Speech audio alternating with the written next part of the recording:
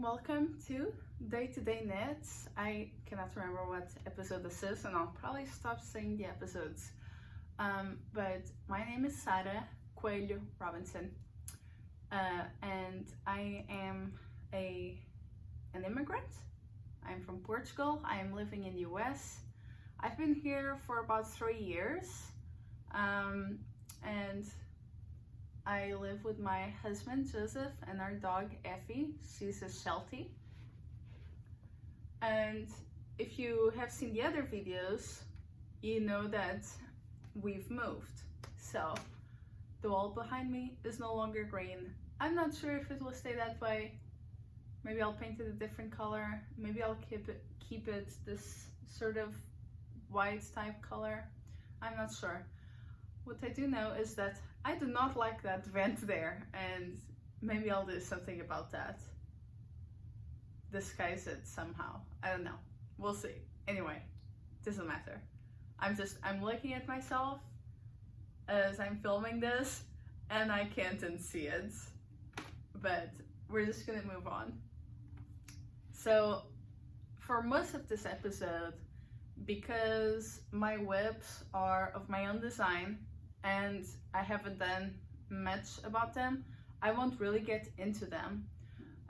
But I'll do a deep dive on my new shawl that is called Wild Swan, and it's a lace shawl. I mean, obviously, if you can see on your screen. And it is done by Teasdale and Anne-Lise Maigaard, I don't know. Maigaard, I don't know.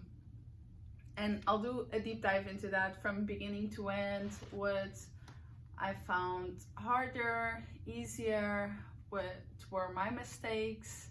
And this is a free pattern on Ravelry, so if you want to like download it and just take a look at it as I'm talking about it, maybe it will be helpful to understand. Either way, I have it printed right here next to me, so I can show you like some of the charts, for example, since it is free, and maybe some of the instructions and such. But I think I'll just do a quick chat about the whips that I have going on and something else, and I'll start with that something else. So I listened to the podcast Make Good, and it is done by two of the owners of a store in northern US called Scratch Supply Company, and their podcast is called Make Good. And I listen to it wherever I listen to my other podcasts, so it's not a YouTube podcast. And they do these like seasonal knit-alongs where you can win a prize, and the prize is a gift card to their store of 150 American dollars, which is huge. I mean, you could get a lot for that. Really, you could get like a whole sweater, or a sweater and a vest, or, you know, all the things that you need for all of your accessories. And it's not just yarn. I guess you can get anything that you can get from their website. And I won it. I won the most recent seasonal knit-along, which was about cables. They usually do something very general so that anyone that would like to join can join. And if the only thing you knit is socks, there will be a knit-along for you, because they will do random things like cables. It has to have cables. You don't have to start it or end it within the period of time that the knit-along happens. It can be something that you already started and you're just finishing it, or it can be, you know, like I did not finish this shawl. I think I started more or less like within a few days of the knit-along starting. and then I did not finish in time. I was like a week off, but that's fine because it really doesn't matter. And it works through Instagram, and I don't know if Ravelry as well most recently. And the hashtag, if you want to check the patterns that people did for this knit along, is make good cables. And that's how you enter. You post your photos, you put your hashtag, and then you follow their store Instagram page and the podcast Instagram page. And I really, really like the podcast. I think it is very instructional and also funny. But anyway, I went, so I got $150 to spend, right? So I go to their website and I ordered something I've had my eye on for a long time. Because when I first started entering, because I've been watching the podcast from the very beginning. So I've entered more or less from the very beginning. I didn't enter the first one just because I didn't like, it was for a specific project. And at that moment in time, I did not care for doing that specific project. But this is their logo here with the raven. And this is the packaging, obviously. Below it, it has a sticker saying that it's a certified B Corporation. So it meets the highest standards of social and environmental impact. And that's really cool. I think that's more or less something recent because I did one order from them once for a pair of needles and I don't remember it seeing that. And the skein came wrapped in 100% recycled paper. And you know, after that, after filming this, I'm going to recycle this as well. But I ordered a very special skein that I would have never gotten for myself if I wasn't, you know, getting it for free.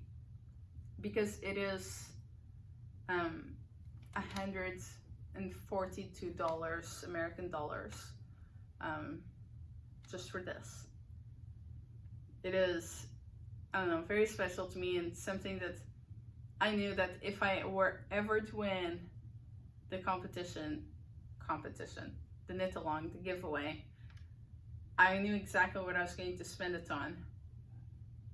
And this is it. I was really only undecided on the color. I don't know if I was going to go for a natural color, which is a shade of brown, or this deep red. And I love a deep red, and Joseph picked the deep red for me because I was like, it's either this one or this one, pick. I can't do it. And he picked this one, and I really like it, and I'm really happy he did because it's really my preferred shade of red, which is a very deep red, and I have it right here, a similar shade. And really, that's the only red that I have that is not mohair, I think. Just because I'm so picky on the red. And this is what it is. It is from a place called Nunavut Kivyut. I really don't know how to pronounce this. NQ is the short, you know, the quick, easy way of saying it, like NY for New York. And it is located in another place that I also don't know how to pronounce. That is, I would say, Kugluktuk. It says at the back. Kugluktuk. And it is located north of the Arctic Circle of Canada. And they try to do these fibers from the animals that exist there, which is, you know, obviously a very cold place. And this this specific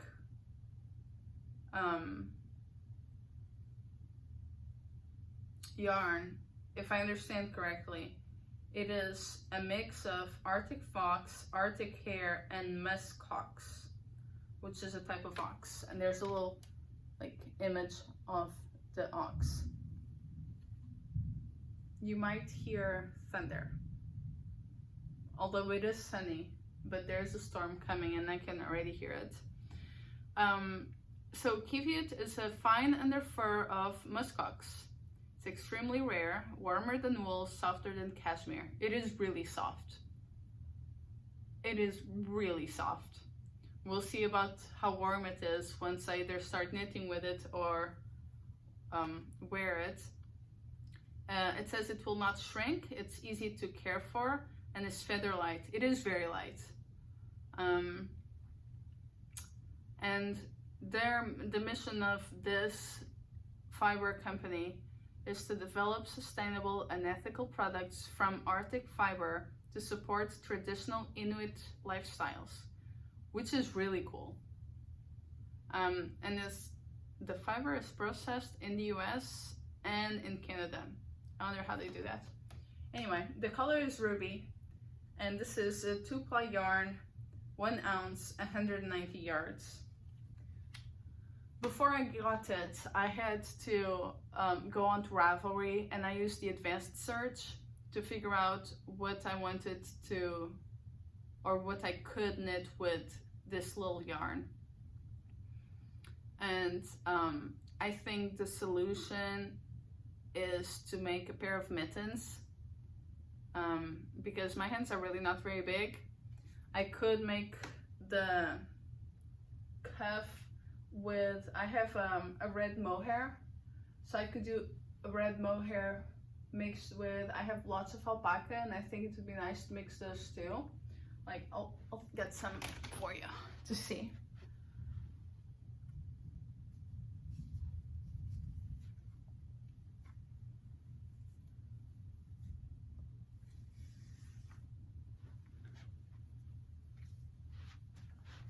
I think I'd probably mix these two. I think that could be fun. This one is like a really dark red, but it's more of a like a purple type color. So maybe I would mix that with a red yarn, which I really don't have much. Maybe I'll have to buy a red skein, or maybe I'd mix it with something else, maybe white, and have this which is alpaca. I think this is mohair and silk. This is from Pearl Soho. Mohair, wool, and silk, and this is alpaca. And I think I would mix these two maybe with maybe a white yarn for like contrast, but sort of still blend in with this one, these two in white, and then this by itself maybe for the hands. And I think that would be really nice. Every year in the winter I get, I don't know if it's, I guess it is a mix of the cold air, the dryness of it, and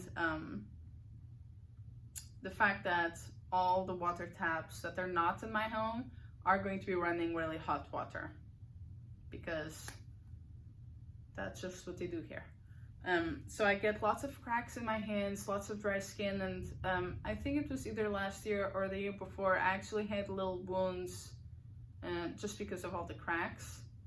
And it hurts to wear gloves, especially on my knuckles. Like as I was driving, I'll drive with gloves. I have a really soft pair of gloves that are like they have like a tweedy wool, but still because my skin was so sensitive, it would hurt even more. My mother says that really I should wear cotton gloves with wool gloves on top, which is extra. But I could make a pair of mittens and wear it with a pair of very thin gloves beneath, or I could just wear this because it is so soft. I don't really think it would hurt to wear that. But anyway, I just wanted to bring that up. You probably have never heard of this yarn because I hadn't before I checked their website out. And I think it's really cool. Their mission statements, and their mission obviously because the mission statement derives from that. And I don't know, it's just animals that I would have never, I had to look into the animal itself to learn more about the fiber. But I guess the way that they do this is these animals, they shed their fur in the summer, and I guess it gets picked up or brushed off, and that's what they use to make the wool skeins, and I think it's super cool.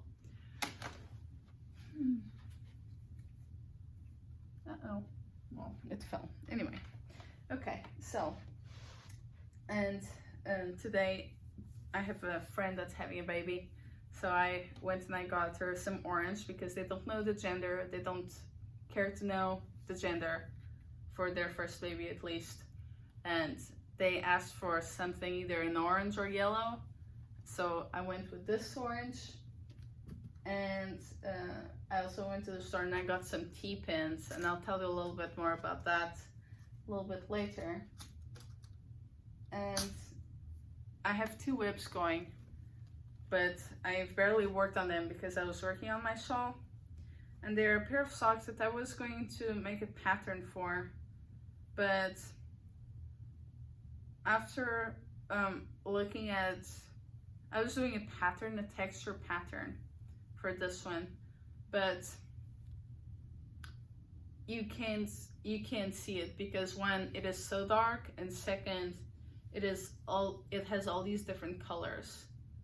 So my idea doesn't really work, so I think I'm just going to do a normal all the way up to my knee sock, because after doing the out of sorts socks that I designed, and those do have extra, like they're 2 layers because they are color work,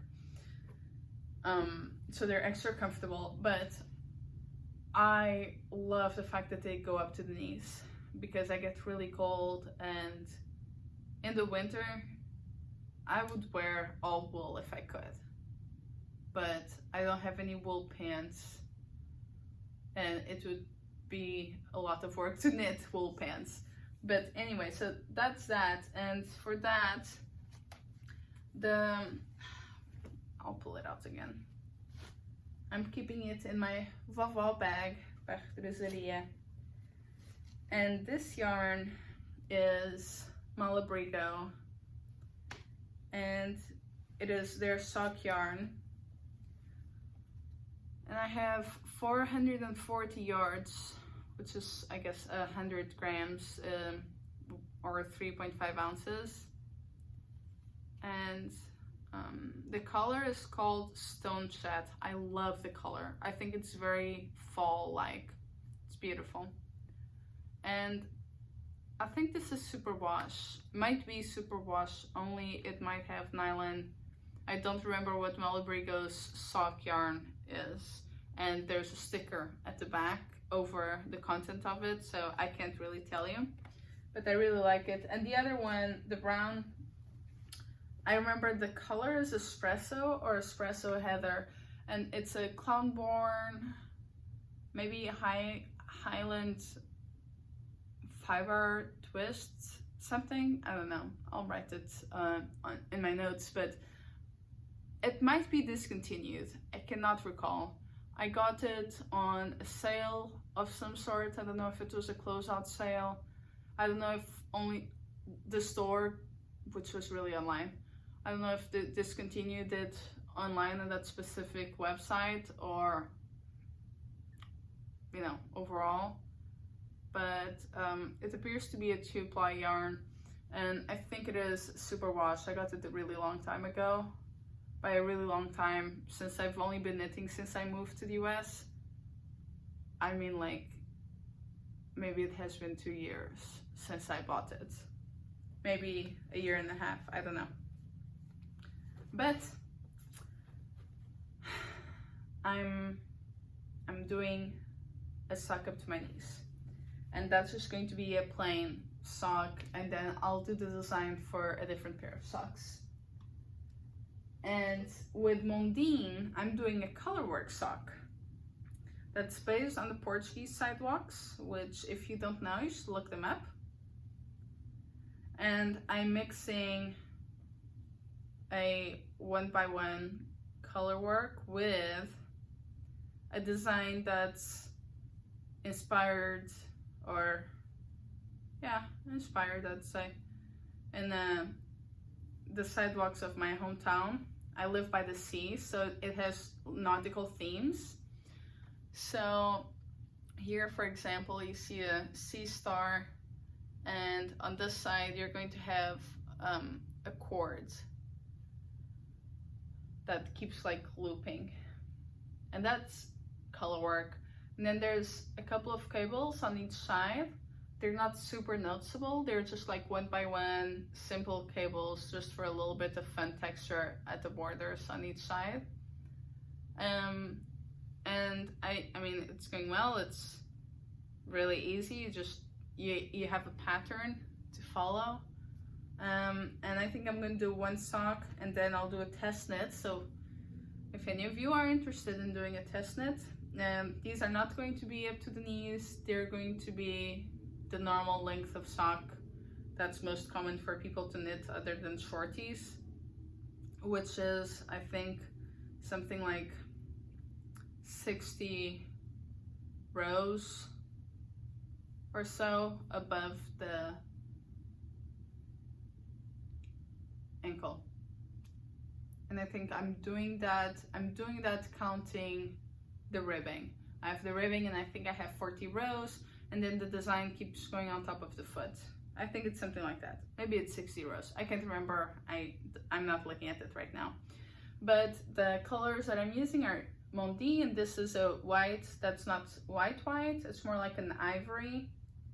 And this one is a blue that's, I would say it's heathered. It's beautiful in real life. It's very like a petroleum blue. It's beautiful, beautiful. Their yarns are just gorgeous. And I think that's it. And I'm ready to talk about the Wild Swan, which is a shawl. Shawl is not part of the name. I used 3 skeins. This is all I have left. And I did not do all of the rows, and I did not swatch. So I started, let me see if this says a needle. I think maybe I could have gone by, I might have thrown that page away. Did I?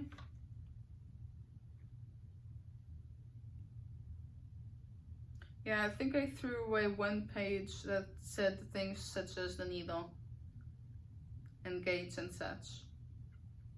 But I used the needle 6, and they have this super useful, I have it at the end, right?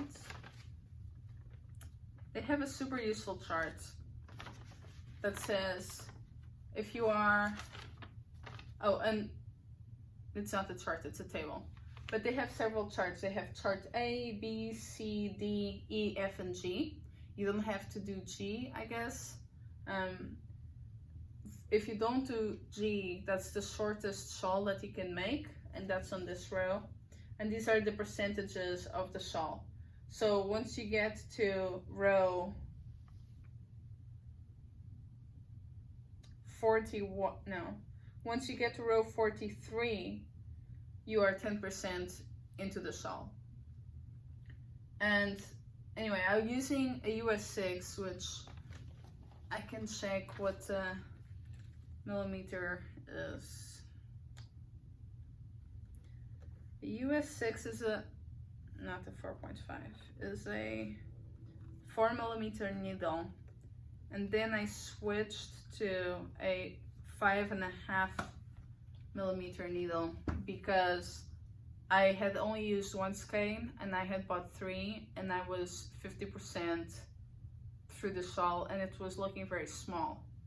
So I switched to a 9 US, and then really I only started paying attention to these tables once I got to chart D, which is quite large.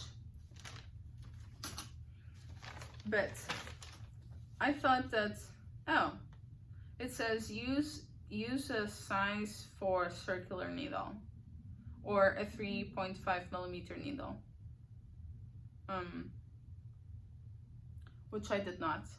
And it says that the difficulty is medium to advanced, but I mean, I found it mostly easy. The charts themselves are easy. I think that the written part, which was the hardest for me, and I think it's because it's not explained the best way possible. I think maybe like the people that wrote this, maybe they're better at drawing something, making something, explaining something with images, and not so much through text. So the charts, great. Everything else that was not charted, which is only the beginning and the end, I had a really hard time with it. Poor Effie is freaking out downstairs because of the thunder. It has a whole page of what the symbols mean and what the abbreviations mean. And I found it very useful because there are symbols that I had never seen before, and things that I simply had never done before. But I thought those are very well explained on the key to symbols and abbreviations page. Now, the way you begin is, you have, this is an I chord that's going all around, and you begin at the center of the shawl, at the I chord. And you do a provisional cast on for like 4 stitches, which is the thickness of the cord, because you're starting from the center and then you're going to pick up and make the shawl grow. And I really did not find the written instructions easy to understand. I tried casting it on like maybe 6 times in one afternoon, and then I was like, I'm done. I just can't do this. And I talked to some friends, and they gave me their opinion, and I wasn't quite getting how to do it yet. So then I slept on it, and in the morning I did it. I sat on the sofa and I did it, and everything made sense to me then. So I think it was part because I was fully rested, and part because I had had help from other people, seeing how they interpret the same words that I was reading. And oh, it has beading. So I used beads, and I used beads that are size 8. The pattern does not say the size of the beads. It just says the number of beads, and I think I either misread the number of beads to the person I was buying the beads from, or they misunderstood me, or they're not written correctly in the shawl, but I did not have enough beads. I had really almost enough. I was short by 3 rows. But most of the beads, like there's one at the top of every feather, and then I have lots of beads. You might not be able to see them very well, but here. I have lots of beads there. And then at the bottom, there's several beads here.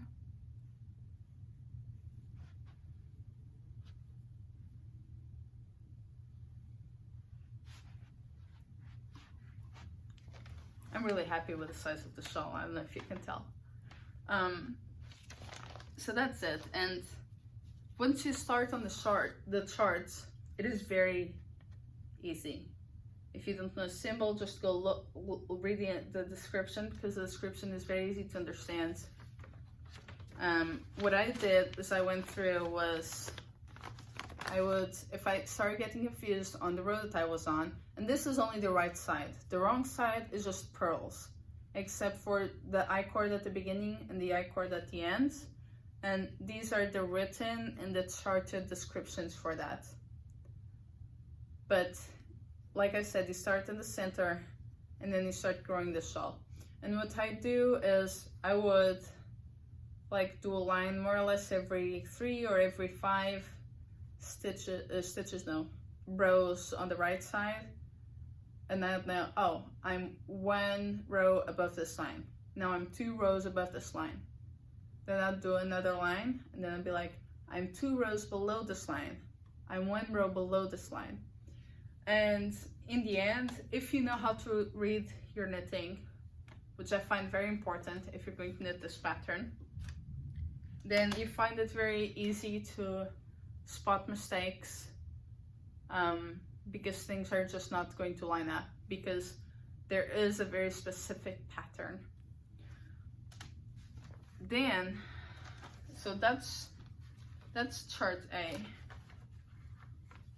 And then it tells you, you have your beginning, then you repeat this much 4 times, then you have your center. No, sorry. You repeat that much, and then you end with this side and whatever is on that side. And then chart B, super easy. It's just these 3 little rows. Chart C, also really easy, is just this. And this is only like up to here. That's A, B, and C. Then you go on to D. And there is a larger version of this, but I threw it away. I didn't realize I had that. So what I would do is I would fold this. I'll do the beginning. Then I'd flip this. And then I knit that. And that's why this looks like so used, because and then after doing that, I would have to go here at the beginning and at the end to see how to do the air cords, because I kept forgetting. But this chart was the majority of the shawl. Like, it's 50% of the shawl, basically. It is a lot. And you can see where I would have to do a line, because I was starting to get confused as I was in the middle of the chart. You know, and you want to make mistakes when you're doing something this complicated. I did lots of mistakes. I was able to fix most of them. Some I didn't care to fix. And that's just the way things are with me.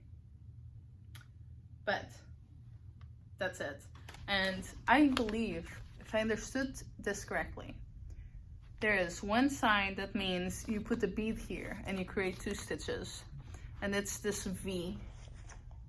And there's a lot of those. You don't have to do beads at all. I did the maximum amount of beads I could possibly do. Like, considering the fact that I did not buy an extra tube of beads once I realized I was going to run out. But she gives you, or they give you, instructions on, or suggestions on how to do the beads. And then I finally finished that. And by the time you finish that, you are 50% done with the shawl. And then you only have a few more rows. This is chart E. And that's the whole shawl. Right? No, wait, sorry. Yes. Yes, that's right. And it tells you on here how many beads you're going to have per row. And I thought that was really cool. And it helped me plan, because for every row, I would set up the correct number of beads. And I would put them into groups. So for example, I know that here I'm going to have 5 beads, for example, or 4 or 3. And I'd put those in a group, because sometimes you start knitting and you don't realize you're doing the same stitch more times than you should have, because you're in the groove. And well, I found that it was very useful to just have them grouped. So I'm using 100 beads and they're mostly in groups of 3s. I'm going to put them into groups of 3s, and I'm going to put 100 beads on this little box. So if the box falls, I know exactly how many beads I need to look for. And that did happen to me. So there. And of course, you might be thinking, oh no, I have to look at this on the computer because the chart is so tiny. But from chart D on, you have an omitted version.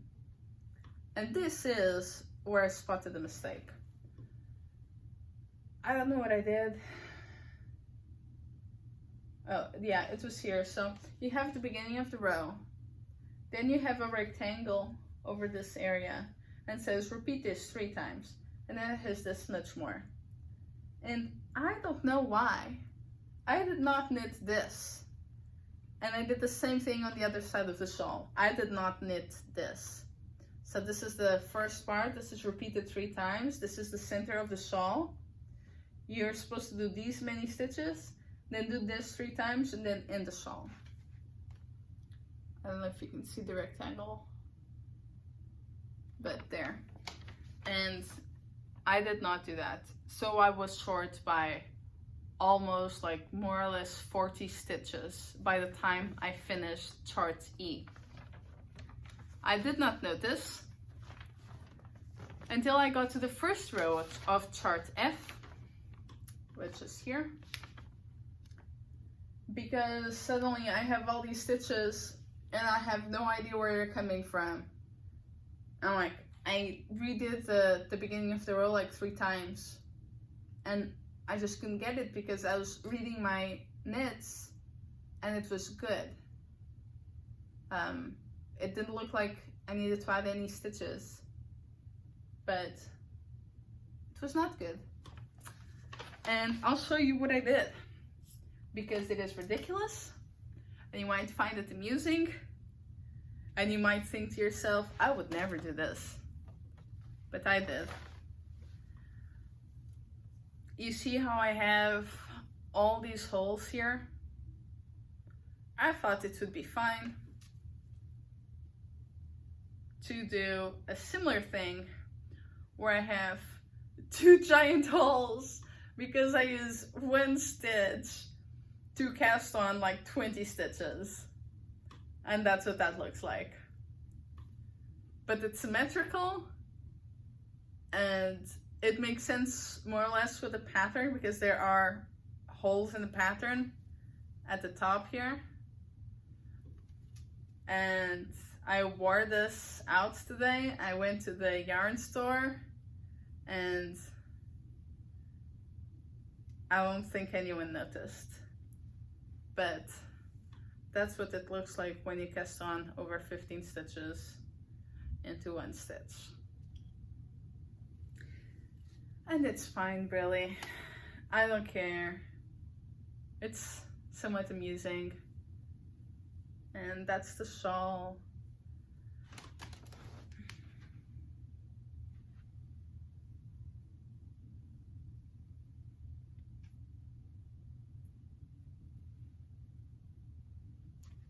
It is beautiful, and I'm sure it was a lot of hard work to make this shawl, so I don't quite understand why it is free on Ravelry, because, I mean, I could never do this. It's, I don't know, I would have a really hard time trying to picture. And it's, first, it's just, the act of making lace is just so complicated, but at the same time, this is just, I mean, the imagination you have to have, you know, and doing the math correctly and testing and not making mistakes so you know that whatever you tested is correct. This is a lot. But anyway, chart F is easy. In 1 row, it's like 95% stitching, knitting all the way. And the other row is like, you have the creases, you have knit and put a bead on it, do a yarn over, knit and put a bead on it, do a yarn over, and then you have the creases again.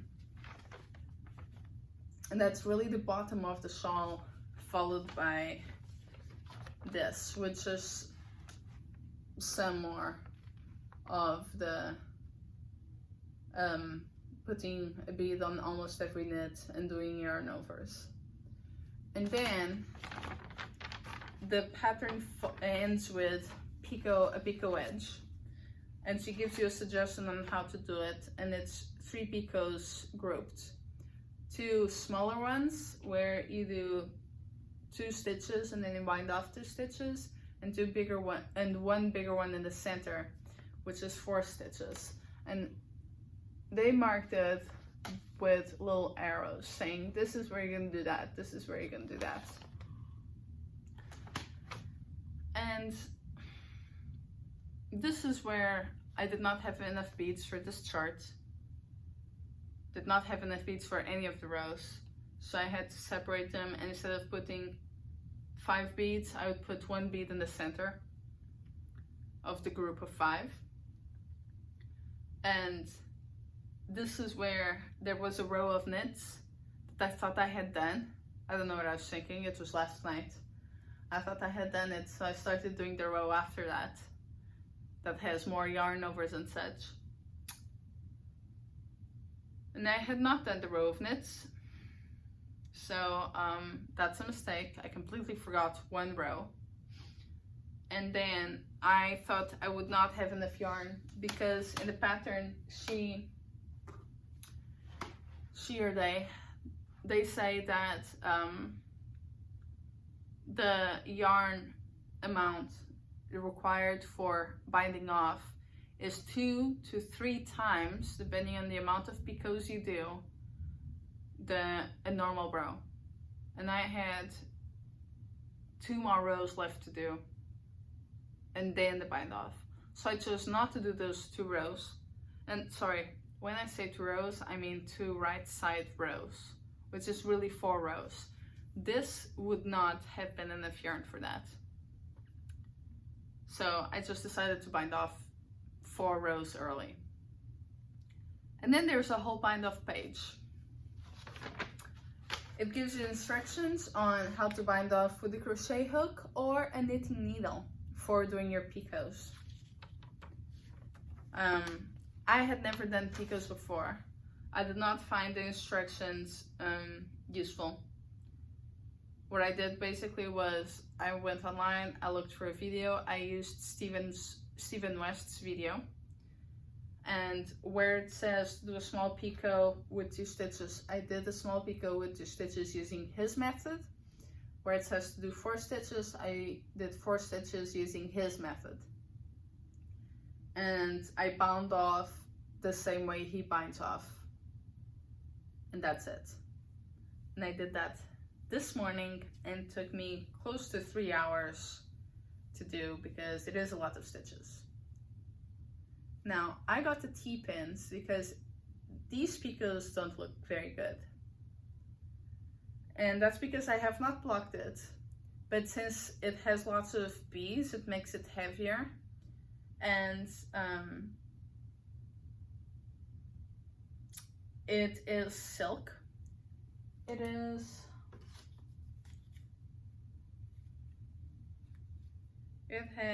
It's 14% linen. Oh, it is not silk. It is 50% cotton, 14% linen, 33% viscose.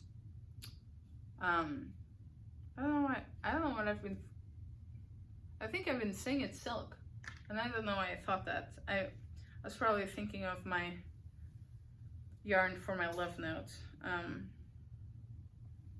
But anyway, this is it. I'm really happy with it. I really am. I highly recommend it if you want to try something completely different. Oh, and there was one more thing that I need to warn you if you're going to do this. On chart D, at some point, if you're using stitch markers, which I hope you do, because it would be insane not to put stitch markers between each section. But if you have stitch markers at some point, the stitches are not going to work within your section. You're going to end up with a stitch too many constantly until you reach the middle. And that is because, and I think they should have put a note on this in the pattern, warning that this would be a thing that would happen. But at some point the increases that make yarn go from the side parts that are repeated to the center parts, the increases that you do make the stitches from those side parts, like the end stitch, to move a stitch over. So you'd move your stitch marker. I hope I'm making myself clear, because all words, text, talking is also not my preferred medium. Although I am a talkative person. But anyway, I hope that this was helpful. If you want to do this is, I mean, it's probably one of my favorite knits now. I mean, and I say probably because it is. I love it. It's gorgeous. I want to hang it on the wall and look at it. I want to wear it all the time, but I'm not going to wear this very fine shawl all the time. I'm not going to wear it to sport games, but I would wear any other wool sweater that I have, or wool t-shirt or whatever. But oh my gosh, I love it. And I highly recommend this yarn if you're going to knit this. The only issue that I've had with this yarn is that it's splitty. But that's it. I mean, I love it. This morning I put it on and I was just going like this. And to tie it, I'm wearing something, and oh, there it is. This is a shawl pin that I got online from Retrousaria Rosa Pomar. I really like it.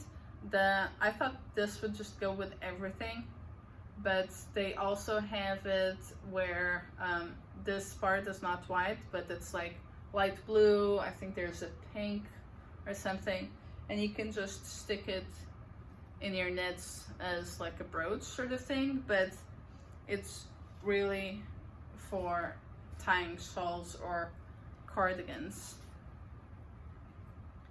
And the way I'm doing it with this shawl is because there's a row of eyelets right by the I-cord. I'm just generally stitching it in that same area. So I just go like this.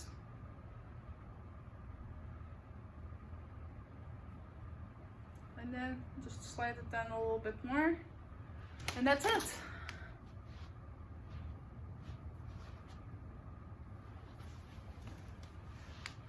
I'm really happy with it. I truly am. And I can't wait to block it and pull these picots. If you haven't looked at an online, like at the pictures on Ravelry, I suggest you do. Just so you can see what the potential of the picots is. It's gorgeous. It looks like part of a Gothic church, or I don't know, it's beautiful. Anyway, and this is it. So now I'm going to do my Portuguese version, although summarized. Olá pessoal, tudo bem? Este episódio foi maioritariamente sobre este shawl, que se chama Wild Swan, mas eu recebi um prémio por causa de uma cal Knit Along, e o prémio foi um cheque prenda para uma loja de tricô no norte dos Estados Unidos, e eu usei isso para encomendar este novelo, que é de uma lã muito especial, eu acho que é uma mistura de 3 animais que vivem mesmo no norte do Canadá, junto ao Ártico. E é lebre, uma espécie de bisonte, uma coisa assim, búfalo, e raposa do Ártico. E é super leve e suave, é incrível, mas são lãs que são muito caras, e por isso é que eu decidi usar o cheque prenda para experimentar esta lã, porque eu sei que se não fosse o cheque prenda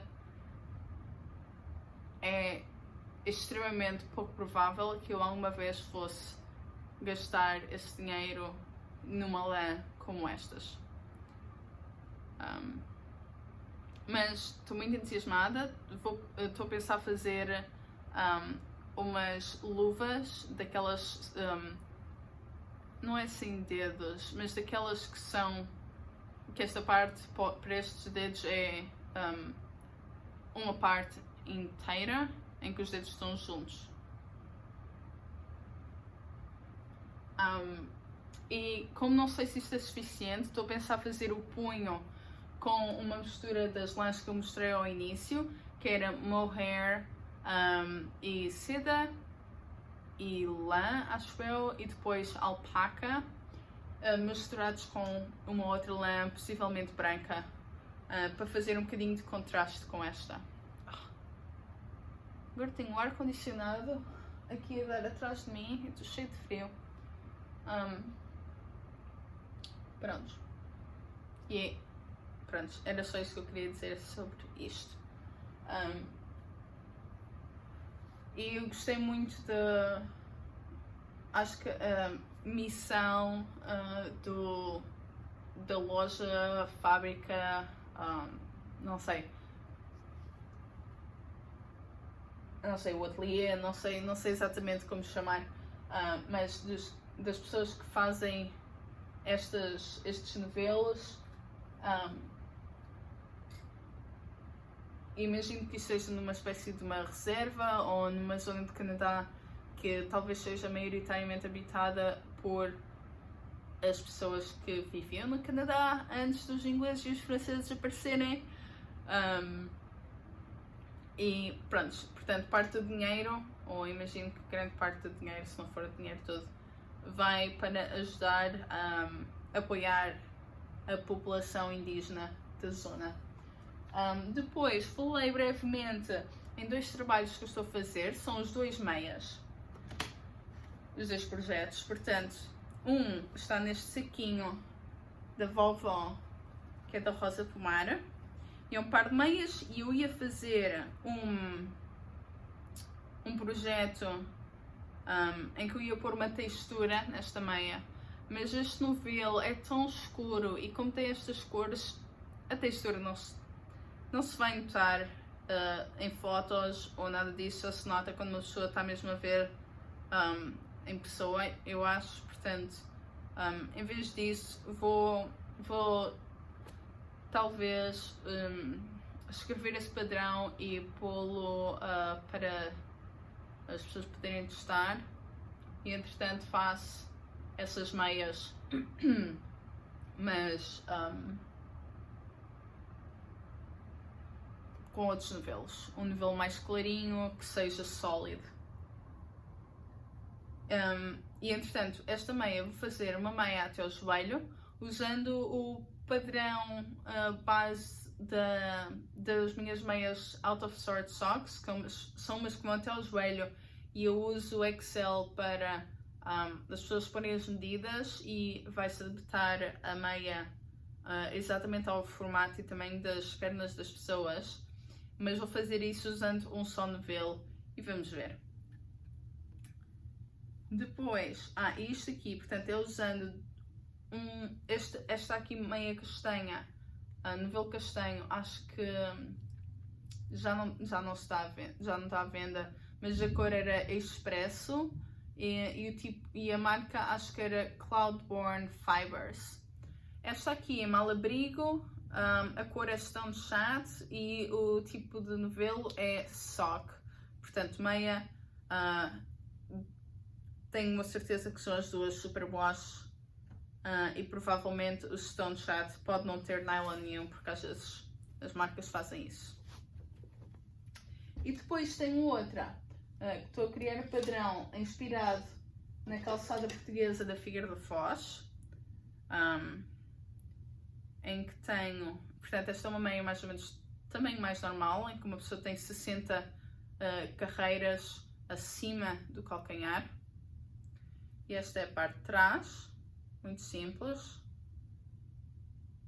e a parte da frente vai ser, portanto, inspirar nos padrões que nós temos junto à praia, lá na Figueira. Portanto, temos uma estrela de mar aqui e vamos ter esta corda que vai-se repetindo até ao final, junto ao pé. Entretanto, tenho aqui, não sei como é que se diz o cable em português, não sei se diz trança ou se diz cabo, mas tenho um de cada lado, só para, pronto, dar assim um gostinho diferente, uma textura diferente, apesar de uma pessoa não se aperceber bem que é um cabo, porque é só de 2 pontos, portanto, um em cada lado do cabo. E depois expliquei em bastante detalhe o meu Shawl. Usei 3 novelos. Comecei com agulha número 6 americana, que é de 4 mm. Cheguei, o padrão tem uma tabela e a tabela diz a percentagem de Shawl que uma pessoa já fez quando estiver em determinada carreira. E cheguei a meio e só tinha usado um novelo e tinha comprado 3. Portanto, o que é que eu fiz? Mudei para outra agulha, que é 5,5 mm, que é a agulha número 9 americana, e depois para o bind off mudei para um tamanho abaixo, portanto a agulha número 8, que é 5 mm. Eu achei que o padrão em si, no geral, é muito fácil de perceber porque tem, não sei como é que se diz, mas eu vou chamar-lhe tabelas. São, portanto, as indicações dos pontos que uma pessoa tem que seguir. No início do padrão tem uma explicação de cada símbolo, o que é que corresponde, e depois tem uma breve descrição do ponto. Por exemplo, muda este ponto para esta agulha, tricota com este outro ponto, pronto, coisas assim. Eu acho que se percebe bem. E este é um padrão grátis, portanto podem fazer o download desse padrão e ver o que é que eu estou a dizer. Eu achei que o início foi muito difícil para mim perceber. Acho que as partes escritas do padrão não estão muito bem conseguidas. Mas achei que isto pode ser pela mesma razão que eu tenho dificuldade às vezes em expressar-me em palavras. Quer dizer, as palavras não são para toda a gente. Há pessoas que têm mais jeito a exprimir as suas ideias por imagens ou com gestos. Pessoas são mais visuais. Pronto. Mas o início achei muito difícil. Tentei várias vezes. Tive de falar com outras pessoas para saber a opinião delas. E mesmo assim, só no dia seguinte é que, com cabeça fresca, é que eu consegui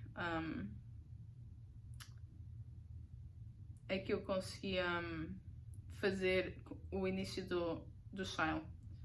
Depois achei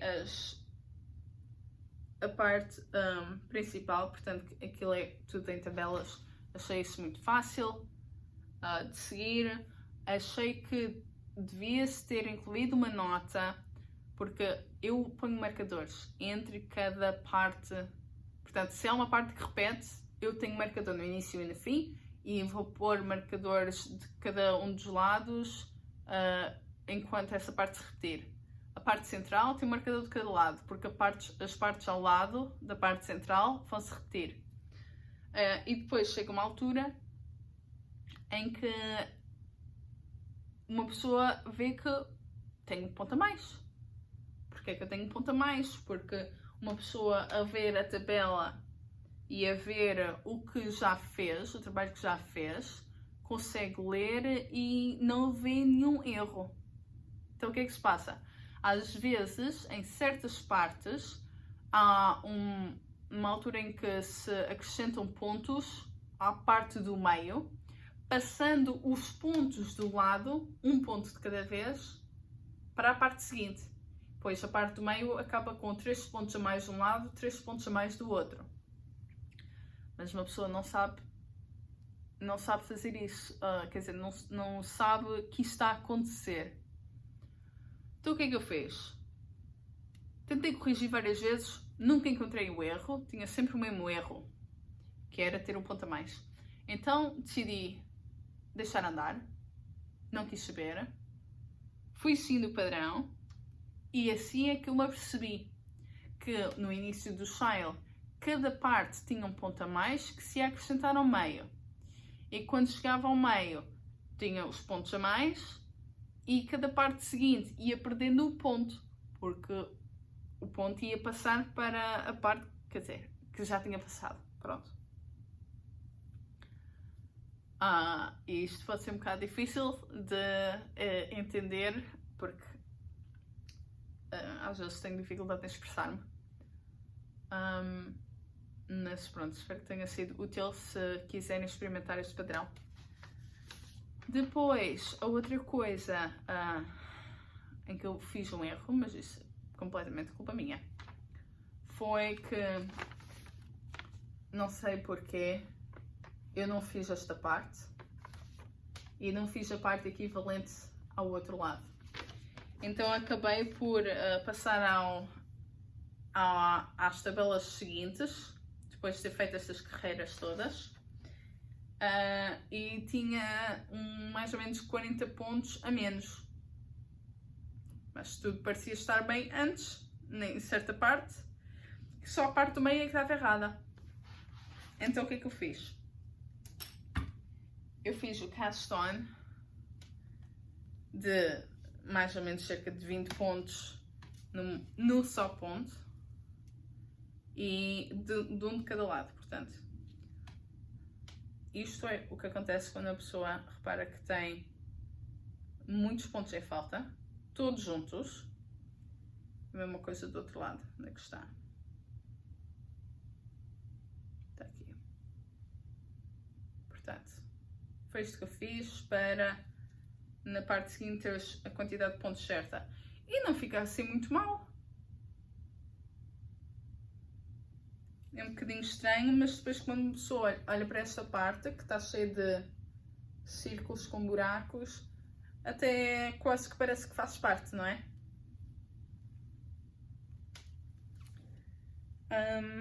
Usei miçangas. Usam-se imensas miçangas, centenas de miçangas. A carreira que tem mais miçangas tem mais de 150. Achei muito fácil pôr miçangas. Não usei o método da agulha de crochê, usei sim uma pecinha metálica que que imagino que se compra em qualquer loja de miçangas, que fica entre o ponto e passa-se a miçanga por isso, puxa-se e ela entra no ponto.